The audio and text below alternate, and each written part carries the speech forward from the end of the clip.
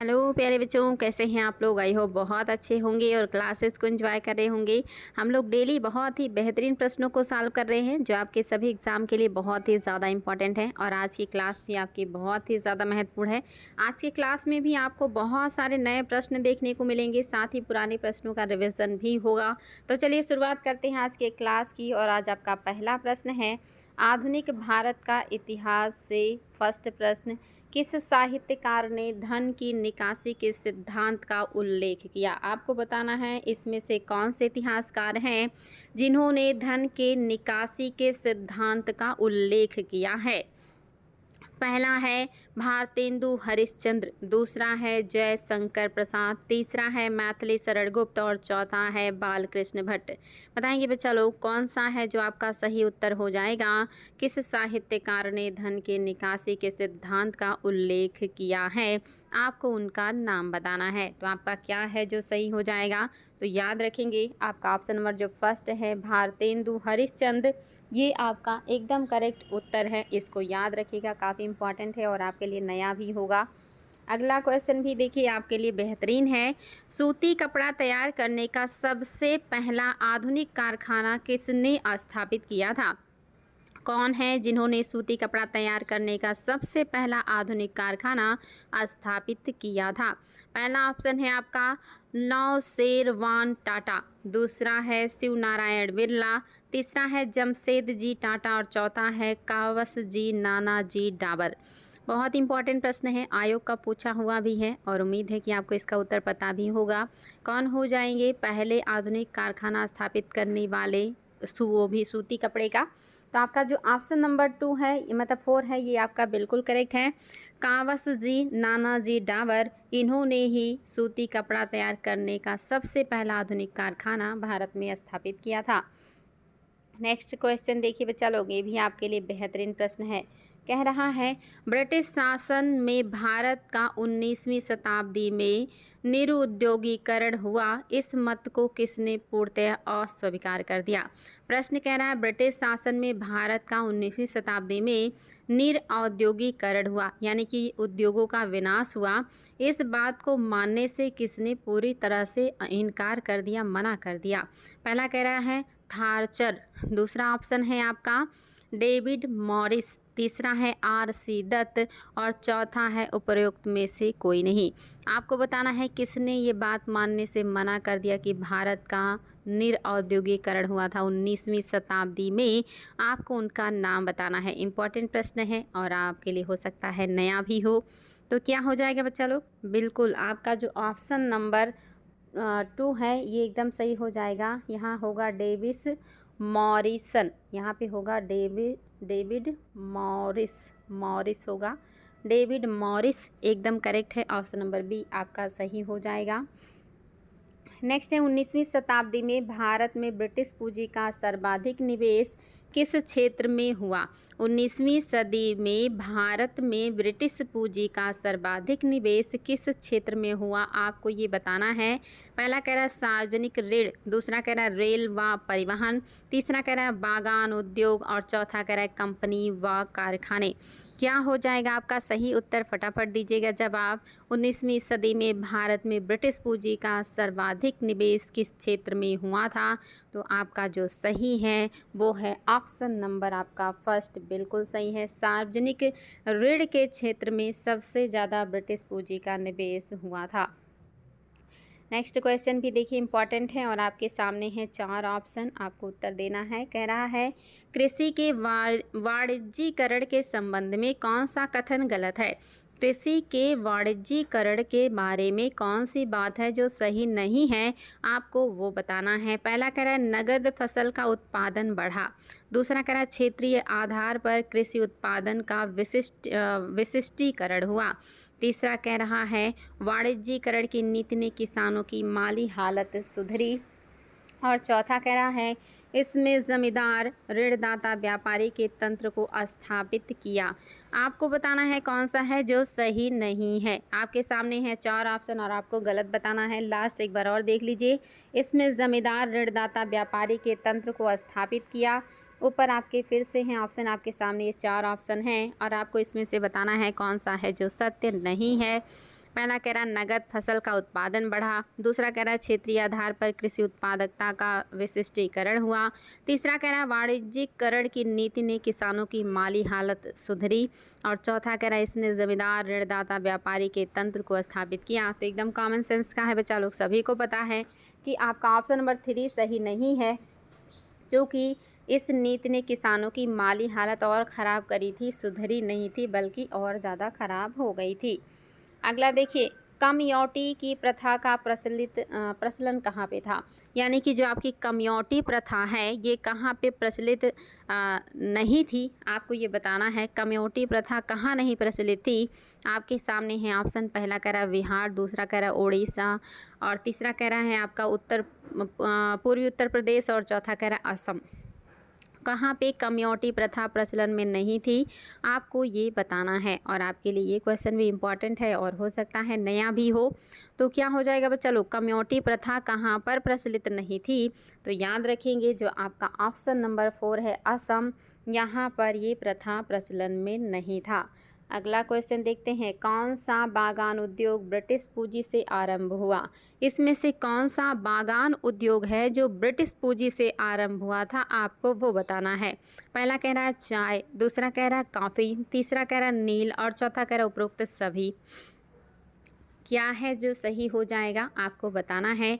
चलिए फटाफट उत्तर दीजिएगा बच्चा लोग, इम्पॉर्टेंट है, एकदम कॉमन सेंस का है और बहुत आसान है। आप सभी को पता होगा कि ये सभी जो बागान हैं ये आपके ब्रिटिश पूंजी से ही आरंभ हो रहे हैं। चाय भी, कॉफ़ी भी, नील भी, इन सब के उद्योगों का जो बड़े पैमाने पर निर्माण हुआ, जो ऐसी चीज़ों का उत्पादन बढ़ाया गया, ये सब अंग्रेज़ों के द्वारा किया गया है। तो निश्चित ही ऑप्शन नंबर 4 आपका एकदम करेक्ट हो जाएगा। अगला क्वेश्चन देखिए, भारत का कृषि प्रधान देश में परिवर्तित होना अंतर्राष्ट्रीय सम विभाजन की स्वाभाविक प्रक्रिया थी, जिससे भारत और ब्रिटेन दोनों को लाभ हुआ। इस मत के प्रतिपादक कौन थे, आपको बताना है। ये मत जो है किसके द्वारा दिया गया है। पहला ऑप्शन है रिचर्ड कोबडेन, दूसरा है जॉन ब्राइट, आपका तीसरा ऑप्शन है थियोडोर मॉरिसन, चौथा है जे.एम. केम्स, और पांचवा है कि उपरोक्त सभी। आपके सामने है ऑप्शन और आपको बताना है कि इनमें से कौन है जिन्होंने ये मत दिया है कि भारत का कृषि प्रधान देश में परिवर्तित होना अंतर्राष्ट्रीय श्रम विभाजन की स्वाभाविक प्रक्रिया थी, जिससे भारत और ब्रिटेन दोनों को लाभ हुआ। इस मत को किसने प्रतिपादित किया है, क्या ये रिचर्ड कोबडेन है, क्या जॉन राइट है, क्या थियोडोर मॉरिसन है, क्या जे.एम. केम्स हैं, या उपरोक्त सभी हो जाएंगे। तो याद रखना है बच्चा लोग, काफ़ी इंपॉर्टेंट प्रश्न है और ये नाम भी आपके लिए इम्पॉर्टेंट हैं, Richard Cobden, John Bright, Theodore Morrison और जे.एम. केन्स। तो आपके सभी लोग हैं, इन सभी ने ऐसी मत जो है व्यक्त किए हैं, याद रखेंगे सभी हो जाएगा। नेक्स्ट, निम्न में से किस मद के द्वारा धन की निकासी भारत से हुई है। किस मद के द्वारा भारत से धन की निकासी हुई है, आपको वो बताना है। आपके सामने है ऑप्शन, पहला ऑप्शन है ऋण तथा सूद, दूसरा ऑप्शन है घरेलू व्यय, तीसरा ऑप्शन है सोने पर व्यय, चौथा है उपरोक्त सभी। क्या है जो आपका सही हो जाएगा, निम्नलिखित में से किस मद के द्वारा धन की निकासी भारत से हुई है, आपको ये बताना है। चलिए फटाफट दीजिएगा जवाब, काफ़ी इंपॉर्टेंट प्रश्न है और आप सभी को इसका उत्तर पता होना चाहिए कि किस मद में भारत से धन की निकासी हुई है। तो निश्चित ही बच्चा लोग आप सभी को पता होगा, ये सभी हो जाएंगे। ऋण और सूद के रूप में भी, घरेलू व्यय के रूप में जिसे होम चार्जेस कहा जाता है, सोने पर व्यय, ये सारे व्यय हैं जिसके माध्यम से भारत से धन की निकासी हुई थी। अगला क्वेश्चन देखिए, तमिलनाडु के बधुआ खेत मजदूर कहलाते थे। तमिलनाडु के जो बधुआ खेत मजदूर थे ये क्या कहलाते थे। पहला कह रहा है कमियाँ, दूसरा कह रहा है हाली, तीसरा कह रहा है पन्नियाल, चौथा कह रहा है इलंगे। क्या बताएंगे आपके हिसाब से क्या है जो सही हो जाएगा, फटाफट उत्तर दीजिएगा। इम्पॉर्टेंट प्रश्न है और आप सभी को इसका उत्तर पता होना चाहिए। आपके हिसाब से क्या है जो कि सही हो जाएगा, क्या हो जाएंगे, कमियां, हाली, इलेंगे या पन्नियाल। तो आपका ऑप्शन नंबर जो 4 है ये बिल्कुल सही है। पन्नियाल को ही कहा जाता है बंधुआ खेतिहर मजदूर तमिलनाडु में। बंधुआ खेतिहर मजदूर तमिलनाडु में पन्नियाल के नाम से जाने जाते थे। आगे देखिए, अस्थाई बंदोबस्त किससे किया गया था? अस्थाई बंदोबस्त किससे किया गया था? पहला कह रहा है ज़मींदारों से, दूसरा कह रहा है किसानों से, तीसरा कह रहा है मजदूरों से और चौथा कह रहा है व्यापारियों से। इसमें से कौन है जिनके साथ अस्थाई बंदोबस्त किया गया था? और आप सभी को पता है कि वो कौन है। ये वेरी इजी प्रश्न है, आज का सबसे आसान प्रश्न, जिसका उत्तर आप सभी को पता है कि जो अस्थाई बंदोबस्त है ये किया गया था ज़मींदारों के साथ। सभी को पता है 1793 में कार्नवालिस ने ये काम किया था। कार्नवालिस का ये काम है, उन्होंने ही अस्थाई बंदोबस्त किया था। कार्नवालिस, इन्हीं ने ही किया था आपका अस्थाई बंदोबस्त लागू भारत में। तो इसलिए आपका जो सही है वो है ऑप्शन नंबर आपका फर्स्ट। चलिए देखते हैं अगला क्वेश्चन। आपको अगर याद है तो बताइएगा, सूर्यास्त का नियम किससे जुड़ा हुआ था? सूर्यास्त का नियम। नेक्स्ट है, इस्तमरारी बंदोबस्त किसने लागू किया? वेलेस्ली ने या आपके वारेन हेस्टिंग ने या लॉर्ड कॉर्नवालिस ने या लॉर्ड डफरे ने? बहुत आसान प्रश्न है, आप सभी को मैंने ये सारी चीज़ें पहले भी समझाई हैं। रिपीटेड प्रश्न है बच्चा लोग, फटाफट जवाब दीजिएगा कि इस्तमरारी बंदोबस्त किसने लागू किया था। तो निश्चित ही आप सभी को पता है कि इस्तमरारी बंदोबस्त को ही अस्थाई बंदोबस्त कहा जाता है, इसी को ज़मींदारी बंदोबस्त भी कहा जाता है और इसी से जुड़ा हुआ है सूर्यास्त का नियम। सूर्यास्त का नियम इसी से जुड़ा है। अगर सूर्यास्त के पहले निश्चित तारीख को ये लोग निश्चित जो राजस्व होता था वो अंग्रेज़ों को नहीं उपलब्ध कराते थे तो उनकी ज़मींदारी नीलाम कर दी जाती थी। तो निश्चित कौन हो जाएंगे? लॉर्ड कॉर्नवालिस ने ही 1793 में अस्थाई बंदोबस्त या इस्तमरारी बंदोबस्त या ज़मींदारी व्यवस्था को शुरू कर दिया था। अगला क्वेश्चन देखिए, रैयतवाड़ी प्रथा प्रारंभ की थी। रैयतवाड़ी प्रथा किसने प्रारंभ की थी? सभी को रटा हुआ है। टॉमस मुनरो ने, मार्टिमर बर्ड ने, कॉर्नवालिस ने या लॉर्ड डलहौजी ने? इस प्रश्न में भी कोई दम नहीं, मेरे सभी बच्चों को पता है क्योंकि मैंने बहुत अच्छे से पढ़ाया है कि आपका जो भारत है इसके जो दक्षिण इलाके हैं यहीं पे लागू था आपका रैयतवाड़ी बंदोबस्त। और सबसे पहले 12 महल 12 महल में जो शुरू किया था वो रीड ने, टॉमस रीड ने सबसे पहले इसे 12 महल में लागू किया था। और उसके बाद जब वहाँ पे सक्सेस हो गया 1818 में इन्होंने 12 महल में इसको लागू किया, मतलब 1818 और 20 में तो ये आपका लागू हो गया था मद्रास में। 1800 के पहले यानी कि लगभग 1772 और 92 के आसपास ही 12 महल में रीड ने इसको एक ट्रायल के रूप में यूज़ किया था। और फिर वहाँ जब सक्सेस हो गया तो 1818 और 20 के आसपास जो आपके मुनरो हैं इन्होंने इसको मद्रास में लागू किया और 1825 में मुंबई में लागू हो गया। 1858 तक ये दक्कन के सभी क्षेत्रों में लागू हो गया। इसीलिए भारत के सबसे ज़्यादा भूभाग पर लगभग 51% ज़मीन पर आपकी रैयतवाड़ी बंदोबस्त लागू थी। तो आपका टॉमस मुनरो सही ऑप्शन है। दादा भाई नौरोजी द्वारा प्रतिपादित सिद्धांत की सही परिभाषा नीचे के इस कथन में आती है। दादा भाई नौरोजी ने जो धन के निष्कासन का प्रतिपादन किया है वो आप किससे समझ सकते हैं? पहला कह रहा है देश के संसाधनों का उपयोग किया जा रहा था। दूसरा कह रहा है भारत की राष्ट्रीय संपदा का एक भाग अथवा कुल वार्षिक उत्पादन ब्रिटेन को निर्यात कर दिया जाता था, जिसके लिए भारत को कोई वास्तविक प्रतिफल नहीं मिलता था। तीसरा कह रहा है साम्राज्यवादी शक्ति के संरक्षण में ब्रिटिश उद्योगपतियों को भारत में निवेश के अवसर दिए जाते थे। चौथा कह रहा है भारत में ब्रिटिश शासन का आयात किया जाता था, मतलब ब्रिटिश सामान का आयात किया जाता था और देश को दिन प्रतिदिन अधिकाधिक गरीब बनाया जाता था। आपके हिसाब से दादा भाई नौरोजी के जो धन के सिद्धांत का उन्होंने प्रतिपादन किया है उसका सबसे सटीक व्याख्या कौन कर रहा है? आपको मैं एक बार फिर से सारे ऑप्शन दिखा दे रही हूँ, कौन सा हो जाएगा, क्या पहला सही है, क्या दूसरा सही है या आपका तीसरा सही है? बच्चा लोग क्या है जो आपके हिसाब से सत्य हो जाएगा? और आप सभी को पता होगा कि जो सत्य है वो है ऑप्शन नंबर 2 आपका एकदम करेक्ट है। भारत की राष्ट्रीय संपदा का एक भाग अथवा कुल वार्षिक उत्पादन ब्रिटेन को निर्यात कर दिया जाता था, जिसके लिए भारत को कोई वास्तविक प्रतिफल नहीं मिलता था। इसी को दादा भाई नौरोजी ने कहा कि धन का बहिर्गमन या धन के निष्कासन का सिद्धांत। ऑप्शन नंबर 2 आपका बिल्कुल करेक्ट है। अगला क्वेश्चन देखिए, और ये भी आपके लिए बहुत ही आसान है। अंग्रेजों ने रैयतवाड़ी बंदोबस्त कहाँ लागू किया? मद्रास प्रेसिडेंसी में, बंगाल प्रेसिडेंसी में, मुंबई प्रेसिडेंसी में, या मद्रास और मुंबई दोनों प्रेसिडेंसी में? Very very easy. आज ही के मतलब अभी अभी मैंने इसको समझाया है आपको कि शुरू में ही ये कहाँ लागू हुआ। सबसे पहले मद्रास में लागू हुआ है 1820 में। उसके बाद 1825 में ये मुंबई में लागू हुआ, और 1858 आते आते ये पूरे दक्कन में लागू हो गया, और टोटल लैंड का 51% इसी व्यवस्था के अंतर्गत शामिल हो गया था।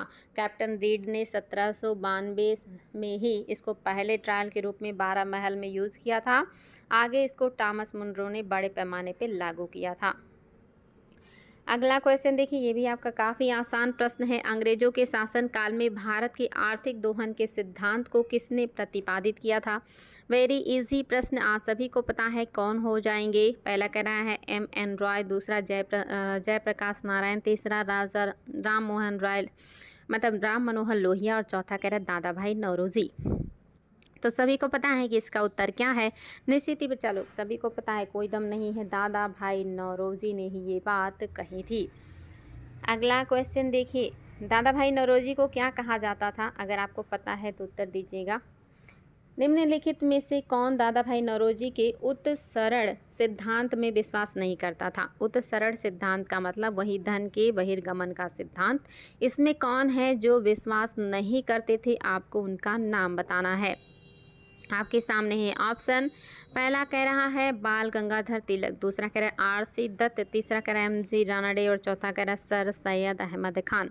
बिल्कुल कॉमन सेंस का है। कौन है जो विश्वास नहीं करेंगे? कौन हो सकते हैं बच्चा लोग? सभी को पता है कौन हो सकते हैं जो विश्वास नहीं करेंगे। तो वो हो जाएंगे आपके सर सैयद अहमद खान। यही है जो विश्वास नहीं करेंगे। और आपके दादा भाई नौरोजी को कहा जाता है grand old man of India.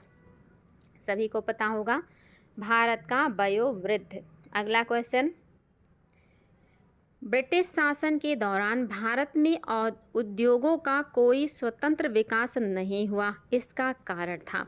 कह रहा है ब्रिटिश शासन के दौरान भारत में उद्योगों का कोई स्वतंत्र विकास नहीं हुआ, इसका क्या कारण था? पहला कह रहा है भारी उद्योगों का अभाव, दूसरा कह रहा है विदेशी पूंजी की कमी, तीसरा कह रहा है प्राकृतिक संसाधनों की कमी, चौथा कह रहा है धनिक वर्ग द्वारा भू स्वामित्व में निवेश करने को तरजीह दिया जाना।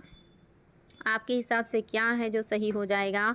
और आप सभी को इसका उत्तर बिल्कुल और बिल्कुल पता होगा कि ब्रिटिश शासन के दौरान भारत में उद्योगों का कोई स्वतंत्र विकास नहीं हुआ। इसका जो कारण था वो है आपका ऑप्शन नंबर फर्स्ट, भारी उद्योगों का अभाव। IAS में आया हुआ प्रश्न है बच्चा लोग, याद रखिएगा। आपका ऑप्शन नंबर जो फर्स्ट है, हमारे यहाँ भारी उद्योगों का अभाव था, इसी वजह से उद्योगों का कोई स्वतंत्र विकास नहीं हो पाया था। नेक्स्ट है शब्द इम्पीरियल प्रेफरेंस। शब्द इम्पीरियल प्रेफरेंस का प्रयोग किया जाता था।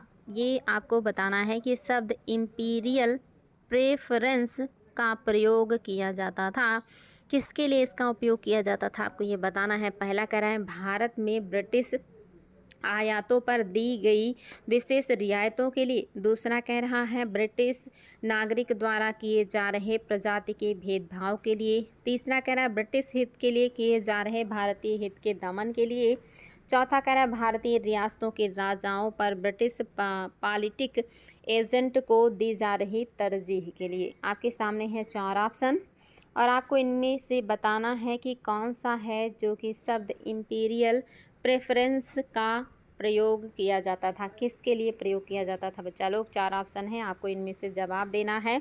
ये भी आपके लिए नया प्रश्न होगा, लेकिन याद रखिएगा इम्पॉर्टेंट है, ये IAS में आया हुआ क्वेश्चन है आपका। तो जो सत्य हो जाएगा वो आपका कौन सा हो जाएगा? आपका ऑप्शन नंबर जो फर्स्ट है यही सही हो जाएगा। भारत में ब्रिटिश आयातों पर दी गई विशेष रियायतों के लिए ही इम्पीरियल प्रेफरेंस का प्रयोग किया जाता था। याद रखिएगा, ब्रिटिश आयातों पर दी गई विशेष रियायत के लिए शब्द का प्रयोग किया जाता था। अगला क्वेश्चन देखिए, सर थॉमस मुनरो भू राजस्व बंदोबस्त से संबंधित हैं। कौन से भू राजस्व बंदोबस्त से सर थॉमस मुनरो जुड़े हुए हैं? पहला कह रहा अस्थाई बंदोबस्त, दूसरा कह रहा है महालवाड़ी बंदोबस्त, तीसरा कह रहा रैयतवाड़ी बंदोबस्त और चौथा कह रहा इनमें से कोई नहीं। चलिए बच्चा लोग दीजिए जवाब, आपके हिसाब से क्या है जो सही हो जाएगा। और आप सभी को इसका उत्तर पता है कि जो टॉमस मुनरो हैं आज ही के क्लास में यूज आपने इसको सॉल्व किया है, रैयतवाड़ी बंदोबस्त से जुड़े हुए थे। ऑप्शन नंबर 3 एकदम करेक्ट है। नेक्स्ट देखिए, चिर अस्थाई बंदोबस्त 1793 के अंतर्गत जमींदारों से अपेक्षा की गई थी कि वे खेतिहरों को पट्टा जारी करेंगे। अनेक जमींदारों ने पट्टा जारी नहीं किया, उसका कारण क्या था? देखिए आपके प्रैक्टिस सेशन का प्रश्न आपको मिल चुका है और इसका उत्तर मैं आपको पहले ही बता चुकी हूँ। ये भी आपके लिए इम्पॉर्टेंट प्रश्न है और ये भी आपका याद रखिएगा IAS में आया हुआ क्वेश्चन है। आपका जो सही है, आप सभी को पता है कि ज़मींदारों के ऊपर सरकारों का कोई नियंत्रण नहीं था और नियंत्रण ना होने की वजह से ज़मींदार अपने मन का काम करते थे और इन्होंने खेतिहरों को पट्टा जारी नहीं किया था। ऐसा नहीं है कि ज़मींदारों के ऊपर विश्वास था, ये भी नहीं है कि ये ब्रिटिश की जिम्मेदारी थी, ये भी नहीं है कि दिलचस्पी नहीं थी। आपका ऑप्शन नंबर 2 बिल्कुल करेक्ट है, जो कि ज़मींदारों पर अंग्रेज़ों का कोई नियंत्रण नहीं था। कह रहा किसके शासनकाल में अस्थाई बंदोबस्त प्रारंभ किया गया? ये तो बहुत ही आसान प्रश्न है, आप सभी को पता है, आज ही की क्लास में डिस्कस हो चुका है। किसके टाइम में अस्थाई बंदोबस्त प्रारंभ हुआ है बच्चा लोग? तो सभी को पता है, कौन है? आपके लॉर्ड कॉर्नवालिस। इन्हीं के टाइम में 1793 में अस्थाई बंदोबस्त या इस्तमरारी बंदोबस्त या ज़मींदारी बंदोबस्त शुरू हुआ था। नेक्स्ट क्वेश्चन भी आपका आसान है, हालांकि आयोग का पूछा हुआ है। कह रहा है poverty and un British rule in India. पुस्तक किसने लिखा है? Poverty and the British rule in India. आप सभी को इसका उत्तर पता होगा कि आपका क्या है जो सत्य है। बहुत ही फेमस प्रश्न है और बहुत ही फेमस पुस्तक है ये, बार बार आयोग के द्वारा इसको पूछा गया है, तो निश्चित ही क्या हो जाएगा आपके अमर्त्य सेन, रमेश चंद्र दत्त, गोपाल कृष्ण गोखले, दादा भाई नौरोजी। तो सभी को पता है, आपका ऑप्शन नंबर 4 एकदम करेक्ट है। दादा भाई नौरोजी ने ही ये पुस्तक लिखी है, जो बहुत ही ज़्यादा इम्पॉर्टेंट है, आयोग इसको बहुत ज़्यादा पूछता है। किसने यह विचार किया था कि भारत में ब्रिटिश आर्थिक नीति घिनौनी है? किसने ये विचार व्यक्त किया कि भारत में ब्रिटिश आर्थिक नीति घिनौनी है? BG तिलक ने कहा था, दादा भाई नौरोजी ने कहा, या कार्ल मार्क्स ने कहा, या एडम स्मिथ ने कहा था? ये क्वेश्चन भी कई एग्ज़ाम में बार बार आयोग के द्वारा पूछा गया है, तो बताएंगे बच्चा लोग किसका स्टेटमेंट है। ये बहुत ही शानदार प्रश्न है और आप सभी को इसका उत्तर पता होना चाहिए। क्या हो जाएंगे बच्चा लोग? तो आपका ऑप्शन नंबर 3 बिल्कुल सही है, निश्चित आपका ऑप्शन नंबर 3 एकदम करेक्ट है। कार्ल मार्क्स ने कहा था कि भारत में ब्रिटिश आर्थिक नीति घिनौनी है। अगला क्वेश्चन देखिए, पंजाब में कृषि आंदोलन आयोजित करने के लिए लाला लाजपत राय को किस वर्ष निर्वासित करके मांडले भेज दिया गया था? आपको इसका उत्तर देना है कि पंजाब में कृषि आंदोलन आयोजित करने के लिए लाला लाजपत राय को किस वर्ष निर्वासित करके मांडले जेल भेज दिया गया था, जो कि बर्मा में था। पहला कह रहा 1905, दूसरा कह रहा 1907, तीसरा कह रहा 1909 और चौथा कह रहा 1911। क्या है जो सही हो जाएगा आपके हिसाब से? तो जो सत्य है वो है आपका ऑप्शन नंबर 2, यानी कि आपका 1907 में इनको मांडले जेल भेज दिया गया था। ये भी आपके लिए इम्पॉर्टेंट प्रश्न है। 1907 जिस वर्ष सूरत का विभाजन हुआ, उसी वर्ष देखिए किसी न किसी बहाने से सभी उग्रवादियों को इधर उधर जेल में बंद कर दिया गया था। नेक्स्ट है, निम्न में से किसने निकास के सिद्धांत का प्रतिपादन किया है? कह रहा है इनमें से किसने निकास के सिद्धांत का प्रतिपादन किया है? प्रश्न वही है, सिर्फ बात को घुमा दिया गया है। निकास कह रहा है, निकास यहाँ पे सा है, निकास और किस बात का निकास? धन का निकास, धन के बहिर्गमन का सिद्धांत, धन के निकास का सिद्धांत। ये सभी को पता है, कौन है? दादा भाई नौरोजी का ही ये आपका बिल्कुल ऑप्शन फर्स्ट एकदम करेक्ट है। देखिए आयोग ने इसको कितनी तरह से घुमा घुमा करके पूछा हुआ है, तो हर तरह से आप लोगों को इसलिए हम भी सॉल्व करवा रहे हैं ताकि आप लोग एग्ज़ाम में जाके घूम ना जाएं। नेक्स्ट है, ब्रिटिश शासन के समय अर्थव्यवस्था को खोखला करने के सिद्धांत के बारे में पुस्तक किसने लिखी थी? आपको बताना है, ब्रिटिश शासन के समय अर्थव्यवस्था को खोखला करने के सिद्धांत के बारे में पुस्तक किसने लिखी थी। ये क्वेश्चन भी देखिए कितना अच्छे से घुमाया है और आप सभी को इसका उत्तर पता है। लाला लाजपत राय हैं, गांधी हैं, नेहरू हैं या नौरोजी हैं। तो निश्चित ही बच्चा लोग इसमें कोई दिक्कत नहीं, आप सभी को पता है ये सारे जो सिद्धांत हैं, ये जो बातें हैं, ये सब घुमा घुमा के किसकी बातें कर रहे हैं, दादा भाई नौरोजी की बातें कर रहे हैं। चलिए देखते हैं अगला क्वेश्चन। मद्रास के रैयतवाड़ी बंदोबस्त से कौन संबंधित है। ये तो फिर से वही प्रश्न आ गया। इसमें देखिए ये क्वेश्चन कितनी बार आयोग के द्वारा पूछा गया है, भिन्न भिन्न एग्जामों में पूछा गया है और अलग अलग तरह से पूछा गया। इसीलिए मैंने इस क्वेश्चन को आपके सामने रखा है कि आप भी जानें कि ये जो प्रश्न है ये कितने ज़्यादा आयोग के लिए महत्वपूर्ण है और आयोग इनको कितना ज़्यादा बार बार पूछता है। तो सभी को पता है कौन है बच्चा लोग, टॉमस मुनरो। ऑप्शन नंबर 3 आपका एकदम करेक्ट है, कोई दिक्कत नहीं है इसमें आप लोगों को। नेक्स्ट क्वेश्चन देखिए, बिहार में परमानेंट सेटलमेंट लागू करने का कारण था। बिहार में क्यों परमानेंट जो सेटलमेंट है ये लागू किया गया, यानी कि अस्थाई बंदोबस्त बिहार में क्यों लागू किया गया था।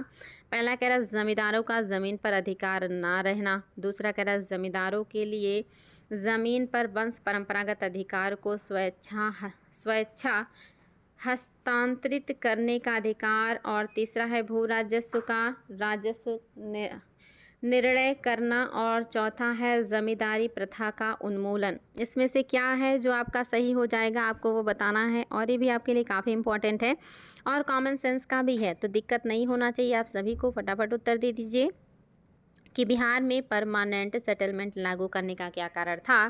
तो आपका जो ऑप्शन नंबर 2 है बिल्कुल सही है। जमींदारों के लिए ज़मीन पर वंश परंपरागत अधिकार को स्वेच्छा से हस्तांतरित करने का अधिकार, ये आपका बिल्कुल सही है। ऑप्शन नंबर 2 बिल्कुल सही है, इसमें कोई दिक्कत नहीं है। चलिए आगे बढ़ते हैं और देखते हैं हमारा अगला क्वेश्चन। दादा भाई नौरोजी के अनुसार स्वराज का अर्थ था। दादा भाई नौरोजी के अनुसार स्वराज का क्या अर्थ था। पहला कह रहा है पूर्ण स्वराज या पूर्ण स्वतंत्रता। दूसरा कह रहा है स्वशासन। तीसरा कह रहा है आर्थिक स्वतंत्रता और चौथा कह रहा है राजनीतिक स्वतंत्रता। आपके हिसाब से क्या है जो सही हो जाएगा, आपको वो बताना है और ये भी आपके लिए इम्पॉर्टेंट है कि दादा भाई नौरोजी के अनुसार स्वराज का क्या अर्थ था। आयोग का पूछा हुआ है, याद रखेंगे। जो सही है वो है ऑप्शन नंबर 2 स्वशासन। ये है दादा भाई नौरोजी के अनुसार स्वराज का अर्थ स्वशासन। अगला क्वेश्चन देखिए, लॉर्ड कॉर्नवालिस का अस्थाई बंदोबस्त लागू किया गया था। लॉर्ड कॉर्नवालिस का अस्थाई बंदोबस्त कब लागू किया गया था, आप सभी को इसका उत्तर पता है। इसमें भी आपको कोई समस्या नहीं होगी क्योंकि आपका रिपीटेड प्रश्न है, आज ही की क्लास में हो चुका है। सन 1793 ईस्वी में ही लॉर्ड कॉर्नवालिस ने अस्थाई बंदोबस्त को लागू किया था, इसलिए आपका ऑप्शन नंबर जो 4 है एकदम करेक्ट है। नेक्स्ट है आपका 1793 में लॉर्ड कॉर्नवालिस की व्यवस्था प्रणाली लागू होने के बाद कानूनी विवादों की प्रवृत्ति में बढ़ोतरी देखी गई थी। निम्नलिखित प्रावधानों में से किसी एक को सामान्यतया तथा इसके कारक के रूप में जोड़कर देखा जाता है। क्या है जो सही हो जाएगा, क्वेश्चन अच्छे से समझ लीजिए। 1793 में लॉर्ड कॉर्नवालिस की व्यवस्था प्रणाली लागू होने के बाद कानूनी विवादों की प्रवृत्ति में बढ़ोतरी देखी गई थी। निम्नलिखित प्रावधानों में से किस एक को सामान्य तथा इसके कारक के रूप में जोड़कर देखा जाता है। पहला कह रहा है रैयत की तुलना में जमींदार की स्थिति को अधिक सशक्त बनाना। दूसरा कह रहा है ईस्ट इंडिया कंपनी को जमींदार का अधिपति बनाना। तीसरा कह रहा है न्यायिक पद्धति को अधिक कार्यकुशल बनाना। और चौथा कह रहा है उपरोक्त में से कोई नहीं। चलिए बच्चा लोग दीजिएगा जवाब, बहुत ही शानदार प्रश्न है और आप सभी को इसका उत्तर पता होना चाहिए क्या है जो सही हो जाएगा। और याद रखेंगे क्या है जो सत्य हो जाएगा, तो आपका जो सत्य है वो है आपका उपर्युक्त में से कोई नहीं। उपर्युक्त में से कोई नहीं आपका एकदम सत्य हो जाएगा और ये भी आपके लिए काफ़ी इम्पॉर्टेंट है, तो उम्मीद है याद रहेगा आपको। कोई भी ऐसा नहीं है। 1793 में लॉर्ड कॉर्नवालिस की व्यवस्था प्रणाली लागू होने के बाद कानूनी विवादों की प्रवृत्ति में बढ़ोतरी देखी गई थी। निम्नलिखित प्रावधानों में से किस एक को सामान्यतः इसके कारक के रूप में जोड़कर देखा गया, तो ये आपका सही नहीं है। चौथा बिल्कुल भी सही नहीं है, यानी कि कोई भी इनमें से कारण नहीं है। ये सब कारण नहीं है विवादों के बढ़ने का, बल्कि कारण ये है कि लोगों को अब थोड़ा सा एक जगह मिल गया था जहां वो अपनी बातों को कह सकते थे। इसके पहले कोई प्लेटफॉर्म नहीं था कि जहां वो अपनी समस्याओं को रख सके, लेकिन यहाँ पे एक प्लेटफॉर्म उनको मिल गया जहां वो अपनी शिकायत को लेके जा सकते थे, इसलिए निश्चित ही आपके जो विवाद हैं इनकी संख्या तो बढ़ेगी ही, क्योंकि लोगों को एक प्लेटफॉर्म मिल गया जहां वो अपनी समस्याओं को लेकर जाने लगे थे। इसके पहले अंग्रेज़ों के द्वारा ऐसा कोई प्लेटफॉर्म नहीं दिया गया था। अगला क्वेश्चन कह रहा है, भारत में उपनिवेश इस शासन काल में होम चार्जेस भारत के संविधान का महत्वपूर्ण अंग थे। निम्नलिखित में से कौन सी आपको बताना है निधि या निधियां होम चार्जेस के में शामिल थे। आपको बताना है, क्वेश्चन ध्यान से सुनिएगा, इम्पॉर्टेंट है। कह रहा है भारत में उपनिवेशिक शासन काल में होम चार्जेस भारत से संपत्ति दोहन का महत्वपूर्ण अंग थे। यहाँ पे होगा संपत्ति दोहन का महत्वपूर्ण अंग थे, ये होगा आपका संपत्ति दोहन का महत्वपूर्ण अंग थे। फिर कह रहा है निम्नलिखित में से कौन सी निधि या निधियां होम चार्जर के संघटक थे। संघटक थे, ये आपको बताना है और आपके सामने हैं ऑप्शन, आपको इनकी सहायता से उत्तर देना है। इंपॉर्टेंट प्रश्न है, आयोग ने इसको पूछा हुआ है। आपका पहला कह रहा है लंदन में ईस्ट इंडिया ऑफिस के भरण पोषण के लिए प्रयोग में लाई जाने वाली निधि। दूसरा कह रहा है भारत में कार्यरत अंग्रेजी कर्मचारियों के वेतन तथा पेंशन देने हेतु प्रयोग में लाई जाने वाली निधि। तीसरा कह रहा है दोनों और चौथा कह रहा है कि कोई नहीं। चलिए दीजिएगा जवाब, काफ़ी इम्पॉर्टेंट है और आप सभी को इसका उत्तर पता होना चाहिए कि क्या है जो आपका सही हो जाएगा। तो याद रखेंगे क्या है जो सही हो जाएगा। आपका ऑप्शन नंबर 3 बिल्कुल सही है। ये दोनों चीज़ें होम चार्जेस में आएंगी, लंदन में ईस्ट इंडिया ऑफिस के भरण पोषण के लिए प्रयोग में लाई जाने वाली निधि और भारत में कार्यरत अंग्रेज कर्मचारियों के वेतन तथा पेंशन देने हेतु प्रयोग में लाई जाने वाली निधि, ये दोनों ही होम चार्जेस में शामिल हैं और ये आपके लिए काफ़ी महत्वपूर्ण प्रश्न था। अगला प्रश्न भी देखिए आपका बहुत ही शानदार है। कह रहा है दादा भाई नौरोजी की भारतीय राष्ट्रीय आंदोलन को सर्वाधिक प्रभावी देन कौन सी है। दादा भाई नौरोजी ने कौन सी सबसे प्रभावी देन दी है भारतीय राष्ट्रीय आंदोलन को। पहला कह रहा है उन्होंने इस बात को अभिव्यक्त किया कि ब्रिटेन भारत का आर्थिक शोषण कर रहा है।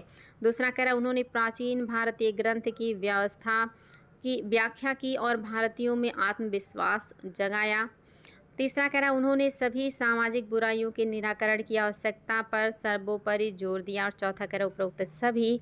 आपके हिसाब से क्या है जो सही हो जाएगा, फटाफट उत्तर दीजिएगा। काफ़ी शानदार प्रश्न है। निश्चित ही आप सभी को पता है कि सबसे प्रभावी जो योगदान है वो दादा भाई नौरोजी का क्या है भारत के राष्ट्रीय आंदोलन में, वो है आपका ऑप्शन नंबर फर्स्ट। ये आईएएस के आए हुए प्रश्न आप लगातार 3-4 जो सॉल्व किए हैं सब आईएएस में आए हुए प्रश्न हैं। उन्होंने इस बात को अभिव्यक्त किया कि ब्रिटेन भारत का आर्थिक शोषण कर रहा है।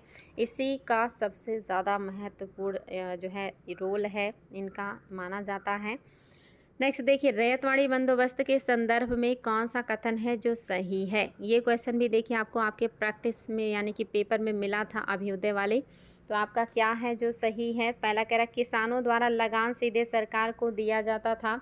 दूसरा कह रहा सरकार रैयत को पट्टे देती थी। तीसरा कह रहा है कर लगाने की पूर्व भूमिका सर्वेक्षण और मूल्य निर्धारण किया जाता था। चौथा कह रहा उपरोक्त सभी। तो कोई दम नहीं है, चूँकि आप लोगों ने इसको कई बार सॉल्व कर लिया है तो सारी बातें बिल्कुल करेक्ट हैं। एकदम से आसान प्रश्न हो गया है आपके लिए। अगला क्वेश्चन भी बहुत आसान है। ब्रिटिश व्यवस्था में रैयतवाड़ी भू राजस्व संग्रह प्रचलित था। आपको बताना है ब्रिटिश व्यवस्था में रैयतवाड़ी भू राजस्व संग्रह किधर प्रचलित था। उत्तर भारत में, पूर्वी भारत में, पश्चिमी भारत में या आपके दक्षिण भारत में। तो सभी को पता है कि आपके दक्षिण भारत में प्रचलित थी। आज ही बताई हूँ कि मद्रास, बम्बई और आपका दक्कन क्षेत्र इन्हीं क्षेत्रों में फैला है। तो ये इलाका आपके भारत के दक्षिण में पड़ेगा, इसलिए आपका जो ऑप्शन नंबर 4 है ये एकदम से करेक्ट है। अगला है किस गवर्नर जनरल ने भारत में अस्थायी भू राजस्व व्यवस्था स्थापित की थी। इसमें से कौन से गवर्नर जनरल हैं जिन्होंने भारत में भू राजस्व की अस्थायी बंदोबस्त व्यवस्था को लागू किया है। पहला कह रहा है लॉर्ड जॉनसोर, दूसरा कह रहा है लॉर्ड क्लाइव, तीसरा कह रहा है लॉर्ड कॉर्नवालिस और चौथा कह रहा है लॉर्ड वारेन हेस्टिंग। ये तो एकदम से आसान है, आज ही का रिपीटेड प्रश्न है। आप सभी को पता है कि ये लॉर्ड कॉर्नवालिस का काम है जिन्होंने भारत में भू राजस्व व्यवस्था का अस्थायी बंदोबस्त लागू किया था। अगला क्वेश्चन आपका यहाँ पे आपको ईयर फिल करना है। कह रहा है कि किस वर्ष में बंगाल और बिहार में भूमि पर किराएदारों को अधिकारों को बंगाल किराएदार अधिनियम द्वारा दिया गया था। आपको वो ईयर लिखना है और ये आपके लिए काफ़ी आसान है। देखते हैं आप लोग इसका क्या उत्तर देने वाले हैं। एकदम कॉमन सेंस का है तो समस्या नहीं होना चाहिए। रिक्त स्थान में फिल करना है और आपको बताना है कि बिहार और बंगाल में भूमि पर किराएदारों के अधिकारों को मतलब ये किराएदारी अधिनियम द्वारा कब किया गया था। 1885 है, 1886 है, 1889 है और 1900 है। आपके हिसाब से क्या सही हो जाएगा? तो जो सत्य है वो है ऑप्शन नंबर आपका फर्स्ट, यानी कि आपका 1885 में ही बंगाल और बिहार में भूमि पर किराएदारों को अधिकारों को बंगाल किराएदारी अधिनियम द्वारा दिया गया था। 1885 की घटना है। अगला क्वेश्चन, निम्नलिखित में से भारत के आर्थिक आलोचक थे। इनमें से कौन है जो भारत में आर्थिक आलोचक हैं? पहला ऑप्शन है दादा भाई नौरोजी, दूसरा है जी सुब्रमण्यम अय्यर, तीसरा है आर.सी. दत्त और चौथा उपरोक्त सभी। और ये भी आपका रिपीटेड प्रश्न है, हालांकि इम्पॉर्टेंट है। आईएएस में ये भी आया था कि इनमें से कौन है जो भारत में उपनिवेशवाद का जो आर्थिक आलोचना है ये करते हैं। तो जो ऑप्शन नंबर आपका 4 है ये बिल्कुल करेक्ट है। ये सभी लोग आलोचक हैं ब्रिटिश जो आर्थिक नीतियां हैं उसका भारत में। आपके नौरोजी तो हैं ही, सभी को पता है, सुब्रमण्यम अय्यर और आर.सी. दत्त भी हैं। तो सारी बातें एकदम करेक्ट है, सभी व्यक्ति शामिल हो जाएंगे। नेक्स्ट कह रहा है थॉमस मुनरो के किन वर्ष में मद्रास के गवर्नर रहे। जो थॉमस मुनरो हैं वो कब मद्रास के गवर्नर थे? कह रहा है 1820 से 27, दूसरा कह रहा है 1819 से 1826, तीसरा कह रहा है 1822 से 1829, चौथा कह रहा है 1818 से 1825 ईस्वी। क्या है जो सही हो जाएगा? आपको फटाफट उत्तर देना है और ये भी बिल्कुल कॉमन सेंस का है, निश्चित ही बहुत आसानी से बता सकते हैं कि कौन सा है जो सत्य हो जाएगा। तो जो सही है वो है आपका ऑप्शन नंबर फर्स्ट, 1820 से 1827 ईस्वी में मुनरो जो हैं ये मद्रास के गवर्नर थे और इसी दरमियान इन्होंने वहाँ पे रैयतवाड़ी बंदोबस्त को लागू किया था। तो ये आसान है आप सभी के लिए, बहुत आसानी से ये उत्तर आप लोग दे सकते हैं। आपका अगला क्वेश्चन है भारत के संदर्भ में शासन में पितृसत्तात्मक दृष्टिकोण निम्नलिखित में से किससे प्रायः संबंधित माना जाता है। आपको बताना है भारत के संदर्भ में शासन में पितृसत्तात्मक दृष्टिकोण निम्नलिखित में से किससे प्रायः संबंधित माना जाता है। पहला कह रहा है थॉमस मुनरो से, दूसरा कह रहा है चार्ल्स ग्रांट से, तीसरा कह रहा है हॉल्ट मैकेंजी से और चौथा कह रहा है मैकाले से। आपका क्या उत्तर हो जाएगा? फटाफट उत्तर दीजिएगा। हो सकता है नया हो लेकिन आपके लिए इम्पॉर्टेंट है कि भारत के संदर्भ में शासन में पितृसत्तात्मक दृष्टिकोण निम्नलिखित में से किससे संबंधित किया जाता है। आयोग ने इसको भी कई बार पूछा हुआ है और आप सभी को इसका उत्तर पता होना चाहिए कि कौन हो जाएंगे। तो याद रखिएगा ऑप्शन नंबर आपका फर्स्ट बिल्कुल सही है, थॉमस मुनरो करेक्ट ऑप्शन है आपका। अगला क्वेश्चन देखिए कथन कारण का है। कथन कारण के प्रश्न भी अच्छे होते हैं। कह रहा ब्रिटिश काल में सामान्यतया भारत का व्यापार संतुलन अनुकूल था। कारण कह रहा धन की निकासी का स्वरूप का प्रतिफल इसने दिया था। कथन कारण आपके सामने है और आपको इसकी सहायता से उत्तर देना है कि क्या है जो सही हो जाएगा। कह रहा है ब्रिटिश काल में सामान्यतः भारत का व्यापार संतुलन अनुकूल था। फिर कारण कह रहा धन की निकासी का स्वरूप अप्रतिफलित निर्यात था। अप्रतिफलित निर्यात था, यहाँ पे होगा अप्रतिफलित निर्यात था। तो आपको बताना क्या है जो सही हो जाएगा। याद रखिएगा जो ऑप्शन नंबर फर्स्ट है ये बिल्कुल सही है। ये जो परिप्रेक्ष्य है ये अंग्रेज़ों के परिप्रेक्ष्य में बात हो रही है।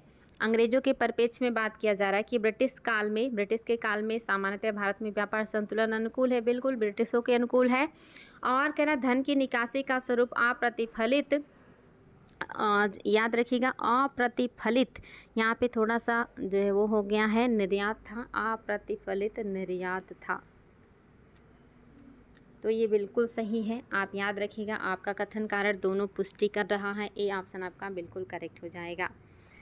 निम्नलिखित में से किस ब्रिटिश शासन के दौरान भारत में रैयतवाड़ी बंदोबस्त के प्रारंभ किए जाने से संबंधित था।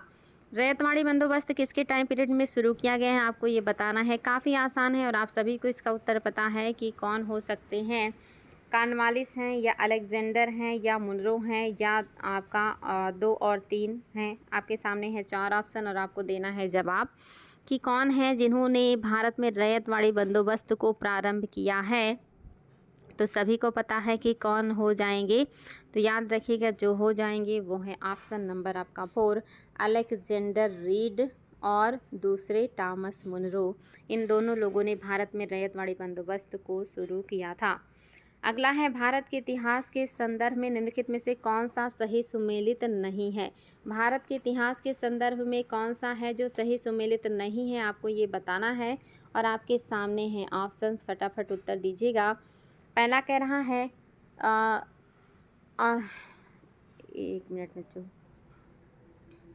तो चलो इसका क्या है जो सुमेलित नहीं है, आपको वो बताना है। तो याद रखेंगे जो सुमेलित नहीं है वो क्या है। पहला कह रहा है औरंग, क्या ये राजकोषीय प्रभारी थे। दूसरा कह रहा है बेमियान, क्या ये ईस्ट इंडिया कंपनी के भारतीय थे।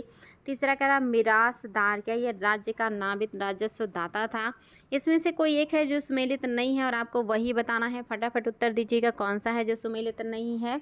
तो आपका ऑप्शन नंबर जो फर्स्ट है ये सुमेलित नहीं है। बेमियान ईस्ट इंडिया कंपनी का भारतीय था, बिल्कुल। मिरासदार राज्य का नामित राजस्व दाता था, ये भी सही है, लेकिन आपका पहला जो है ये सत्य नहीं है।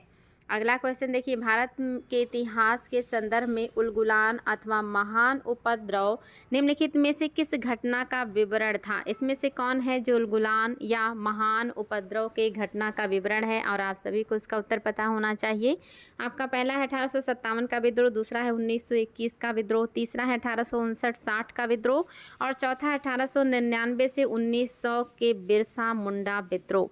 फटाफट जवाब देंगे बच्चा लोग, काफ़ी इंपॉर्टेंट है और आप सभी को इसका उत्तर पता होना चाहिए। ये एग्जाम में बार बार पूछा जाता है। उलगुलान विद्रोह या महान उपद्रव या इसी को मुंडा विद्रोह कहा जाता है। 1899 से 19 के दरमियान ये विद्रोह हुआ था। चलिए देखते हैं, बस 5 प्रश्न और आपके बचे हैं और हम उसे भी देख लेते हैं। इसको लेके मुश्किल से 6 हैं। चलिए देखते हैं next question. Poverty and un British rule in India नामक पुस्तक किस वर्ष प्रकाशित हुआ था। फटाफट जवाब दीजिएगा। 1920, 1921, 1900 आपका फिर कह रहा 1920 और फिर कह रहा 1930। आपको बताना है किस वर्ष आपका ब्रिटिश, यहाँ पे मैं कर दे रही हूँ आपका 1901।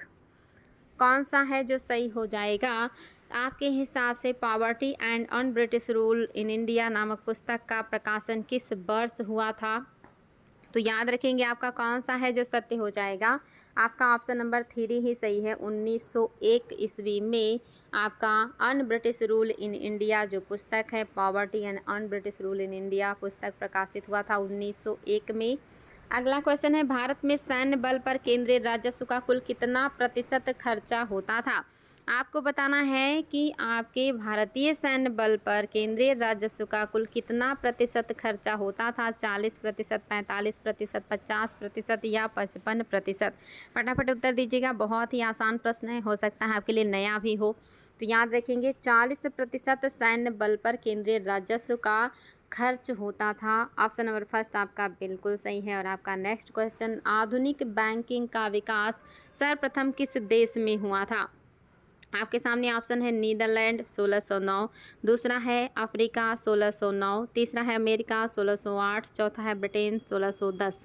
फटाफट जवाब दीजिएगा। आधुनिक बैंकिंग का विकास सर्वप्रथम किस देश में हुआ था। तो जो आपका सही है वो है आपका ऑप्शन नंबर फर्स्ट, नीदरलैंड में 1609 ईस्वी में आधुनिक बैंकिंग का विकास सर्वप्रथम हुआ था।